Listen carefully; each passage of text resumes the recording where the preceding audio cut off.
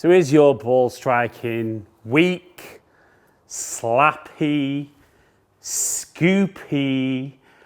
And you can see there a full-blooded 7-iron, 82 mile an hour, 93 mile an hour ball speed, 2 inches behind and 140 carry.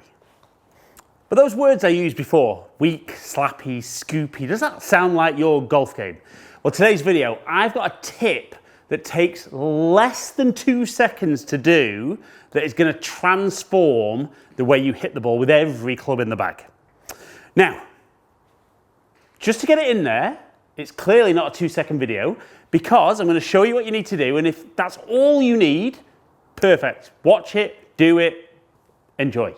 But I'm going to explain and understand, help you understand why it works so well. So even when you hit a bad shot, you might find it's not because of what we've spoken about, which is why you need to stick with it.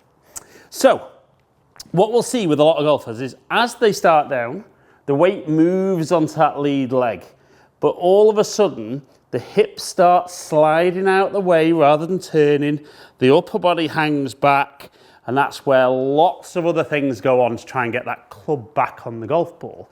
So for most golfers, and me included, potentially our left hip is a little bit too tight, so it doesn't allow us to rotate correctly.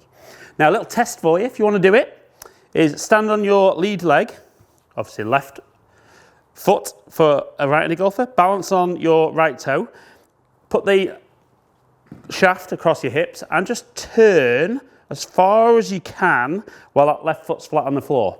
Now what you'll find is if you can get to 60 degrees with that foot flat on the floor, your hip rotation's good. But for me, starts to roll a little bit, so my internal rotation's tight. So here's the fix. Literally, you're going to take your address position. All you're going to do is turn that lead heel out, maybe 10 degrees. And honestly, that is going to make you able to shift onto that lead leg, and then it's going to allow those hips to be able to rotate out the way and cover the golf ball much better. So upper body and lower body aren't going to fight against each other.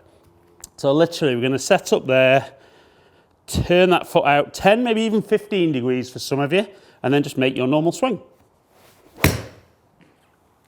Now, even though I've turned that one over, we can see straight away more speed, ball speed's really jumped up, smash factor's jumped up, low point's moved ahead of the golf ball, so the club's travelling down and I'm now launching the ball at 19.4 degrees. Absolutely, that wasn't the perfect shot. Now I know for me, as an example, if everything stops a little bit early, my hands take over and that's where that big hooky one comes in. Now, it won't be all of you, but some of you it will do that. So as long as I get that turned out, I can then feel that once I've shifted onto that lead leg, I can really turn my hips and my upper body as much out the way as possible. And if you look carefully at the club face, if the club face is closed and I can rotate more out the way, see how that club face opens up? So again, I'm going to maybe even just exaggerate that a little bit more, and then really focus on opening up. And that is different gravy. So we can see club speed good, ball speed fantastic at nearly 119 mile an hour. Now we can see that's normalised there, so there is a bit of wind down here at Heron's Reach. Smash factor at 1.36, low points moved even further ahead of the golf ball. Clubs travel down more, launching at 22 degrees, and 170 carry. And it's so many golfers, they stand there and they say, right, I know I need to move this way to get that low point and generate some speed. But the problem is, if that hip's tight and it can't turn, it'll just keep sliding towards a target. And that's where those miss hits come in. Now, our brain's a fantastic piece of kit. Doesn't take many of those for your brain to go, right, I can't shift aggressively that way if I just keep going. So then what will happen is, as the brain feels the body going, that's where that upper body hangs back. And we could see that first one that I hit, actually the low point was behind the ball, got the club travelling up. Now I know what you're thinking, there's a club in the bag, isn't there, where that could be useful. But that's why we drive with the ball position changes. But like I said, get yourself there. And I see so many golfers with me that even turn that foot in. And I understand they've even been told that in the past, that if they can do that, it creates a lovely brace that they can hit against. Doesn't really help if you can't get the club on the ball.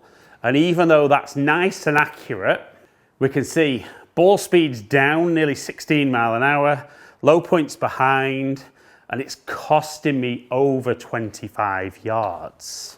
Now, what I would say, and a possible negative some of you might think, but some of you might think this is a positive, is that if you get there and you turn that out, there is the argument that on the way back, you might not be able to turn quite as far because there won't be as much mobility this way.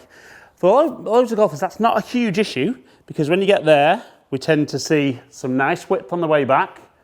As they go longer and longer though, that width is lost. Some of us get back great with losing that width. Other golfers, it really costs them for their ball striking.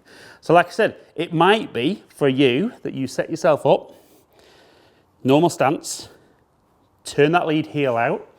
You'll feel shorter on this side, but by doing that, you can get a more solid strike on the golf ball. And we can see there, low point ahead. Okay, ball speed was down a little bit, but still 156 yards carry. And I do think there's no greater feeling when the ball's on the floor, particularly if you're in the UK at the moment, and the ground is like sponge, so soft, like wet sponge, that if you just catch that ground at all behind the golf ball, TrackMan's saying 143 yards, you could probably easily knock the one off the front. You might be hitting it 43 yards. Now, if you can suddenly start striking ball and then ground with some speed, with some control, that's what we're talking about with great ball striking. So like I said, well, let's go one last one. We're going to get there. I'm really going to exaggerate it and feel even kind of 20 degrees open. Really be aggressive with my body turn.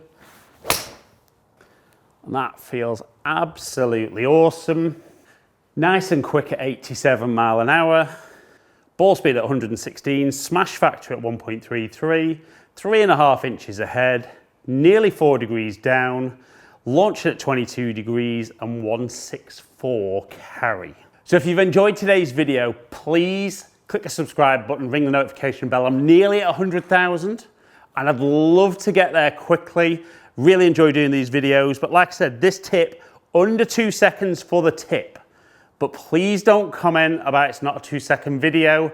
I gather that. But if you do this and you understand it, it will make you play better. And even when you hit a bad shot, you'll keep doing this because you know that it benefits your ball striking.